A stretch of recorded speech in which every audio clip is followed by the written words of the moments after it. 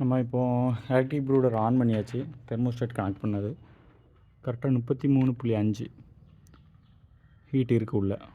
So இப்போ என்னென்னா, இப்போது 33.5னா நமக்கு லிமிட் என்ன செட் பண்ணியிருக்கோன்னா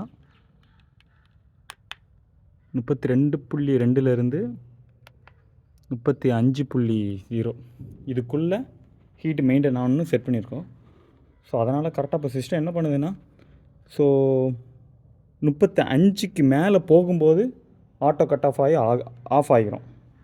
ஸோ அதே இது 32.2க்கு கீழே வரும்போது டெம்பரேச்சர் லோ ஆகுதுன்னு சொல்லி ஆன் ஆகிரும். ஸோ 35க்கு மேலே போனால் ஆஃப் ஆகும், 32.2க்கு மேலே போகும்போது தானே ஆன் ஆகும். ஸோ இதனால் டெம்பரேச்சர் கரெக்டாக அந்த கேப்லேயே மெயின்டைன் ஆகிட்டுருக்கும். ஸோ இதோட யூஸ் இதுதான், சும்மா ஒரு அப்டேட், அவ்வளோதான்.